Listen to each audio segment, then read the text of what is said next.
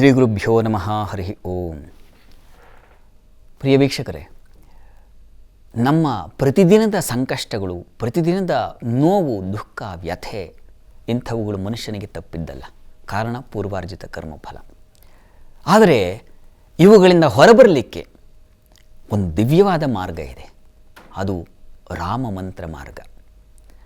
ಆ ಮಂತ್ರವನ್ನು ಹೇಳಿಕೊಂಡ್ರೆ ತತ್ಕಾಲದಲ್ಲಿ ಈಗ ಒದಗಿರ್ತಕ್ಕಂಥ ಕಷ್ಟ ನಿಮಗೆ ಯಾವುದಿದೆ ಅದರಿಂದ ನೀವು ಹೊರಬರ್ತೀರ, ಅದರಿಂದ ಬಿಡುಗಡೆ ಹೊಂದಿಬಿಡ್ತೀರ. ಯಾವುದು ಮಂತ್ರ? ಸಕೃದೇವ ಪ್ರಪನ್ನಾಯ ತವಾಸ್ಮೀತೀಚ ಯಾಚತೆ ಅಭಯಂ ಸರ್ವಭೂತೇಭ್ಯ ದದಾಮ್ಯೇತದ್ವ್ರತಂ ಮಮ. ನೋಡಿ, ಇದು ಮಹಾಮಂತ್ರ.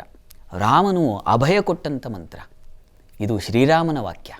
ಯಾರು ಈ ಮಂತ್ರವನ್ನು ಹೇಳ್ಕೊಳ್ತಾರೋ ಅವರಿಗೆ ಶ್ರೀರಾಮರ ರಕ್ಷೆ ಸಿಗುತ್ತೆ. ತಕ್ಷಣದಲ್ಲಿ ಅವರು ಸಂಕಟವನ್ನು, ದುಃಖವನ್ನು, ವ್ಯಥೆಯನ್ನು ಅಳಿಸಿ ಹಾಕಿ ಒಂದು ಸಮಾಧಾನವನ್ನು ಏರ್ಪಡಿಸ್ತಾರೆ. ಈ ಮಂತ್ರವನ್ನು ಕನಿಷ್ಠ ಪ್ರತಿ ದಿವಸ 12 ಬಾರಿಯಾದರೂ ಹೇಳಬಹುದು ತಾವು.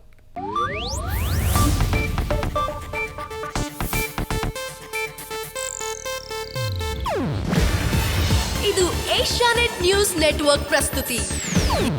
ನೀವು ನೋಡ್ತಿದ್ದೀರಾ ಏಷ್ಯಾನೆಟ್ ಸುವರ್ಣ ನ್ಯೂಸ್.